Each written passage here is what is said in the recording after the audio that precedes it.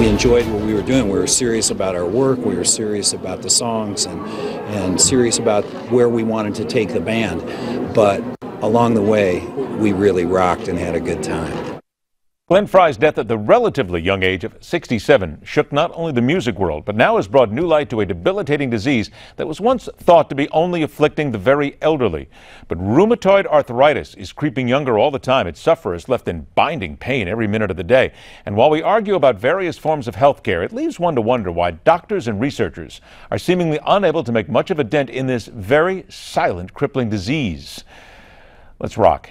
Welcome back, author of the New York Times bestseller, The Obamacare Survival Guide, co-author of Da Vinci's Baby Boomer Survival Guide. Newsmax health editor Nick Tate joins us here in studio.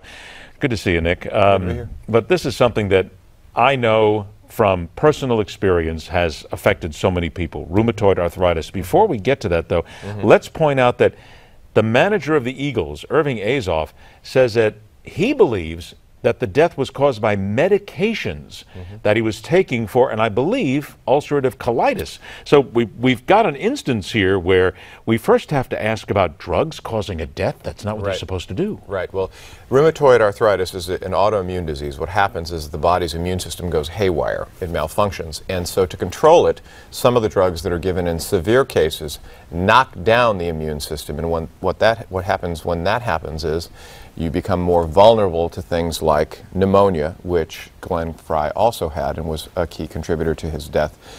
So you're treating the disease, but you're leaving your body vulnerable to other conditions that can contribute, in this case, to your death. And the question really to be asked is whether the cure in this case for Glenn Frey was worse than the disease itself. Now, you just brought up something here that comes a question that I didn't know. We now talk about autoimmune diseases, and they knock down the body's ability to be able to fight other infections. Okay, I get that now. But then people are going to ask, with all the research we do, why are we still then behind the curve in not having some sort of medication, if you will, that doesn't do that, or at least to be able to counteract those abilities? Killing the patient doesn't help. I mean, if you're trying to cure somebody and you kill them.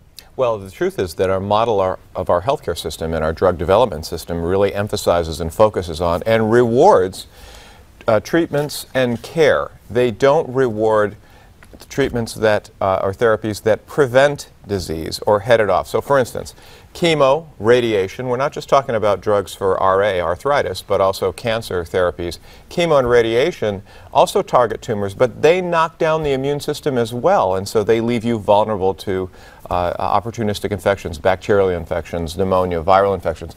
The leading edge of research, but where very little money is now spent, is in the opposite direction. That is boosting the immune system, and it's my opinion. So we're right back again to the money issue here about where the money is going. Well, it's that, and it's also the nature of our healthcare system. When we talk about healthcare, we're talking these days about insurance, and we're talking about Medicaid, and we're talking about new regulations on industry. We should really be talking about what I think is putting the cart before the horse with our healthcare system. We really should be talking about boosting the immune system, drugs that boost your immune system and help you fight disease, not treatments that simply knock down your immune system and make it harder for you to survive these kinds of infections. But that's not the way it works in this country. I'm not even shocked. I mean, I am, in some ways I am shocked about that, but I'm not really even shocked because we've been talking about this now for decades here. Right. And I do mean that, not just you and me, but others have been talking about the fact that our healthcare system, our drug system, our money system, our research system, it simply does not help the patient. It leaves a lot of people wondering if they're going to be able to survive the treatment. That's scary. Sure. It's not even anymore just the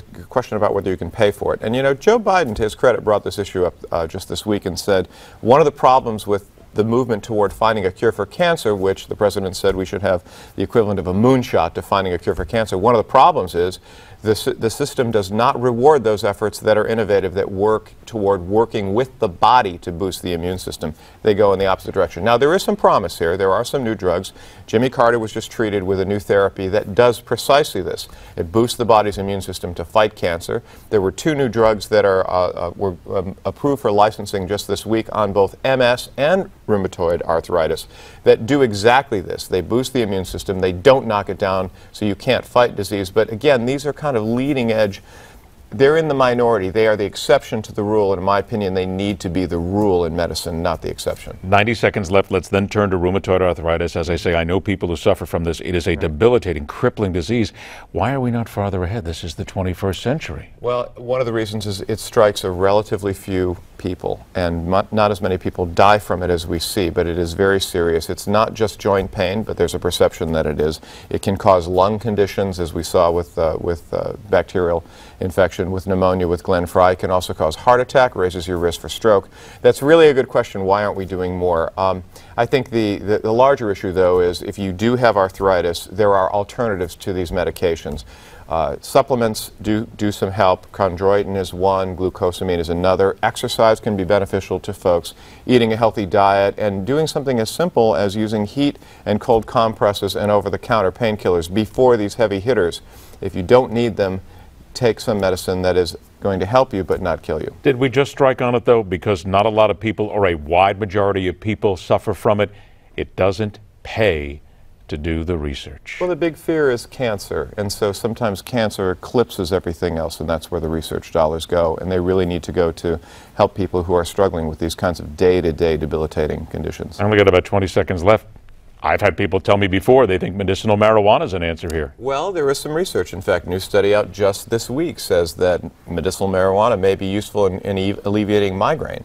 And it is an anti-inflammatory. It may be a somewhat natural alternative that might merit some investigation. But the early results are promising. It does not send people out going looking for ring dings at 24 hours a day. Let's just go ahead and point that out. Remember that. You heard that here. It might be good for you. Let's remind everybody once again, don't forget, you want to get ready for those baby boomers' survival years? Da Vinci's Baby Boomer Survival Guide. Nick Tate is the co-author. Make sure you get your copy. It's a fascinating book. It will help you later in life. Always a pleasure, my friend. Thanks so much for joining us. The POTUS candidate who needs to learn something about knowing from whence he speaks and stop avoiding trying to help the truly brave. Next on Telling It Like It Is.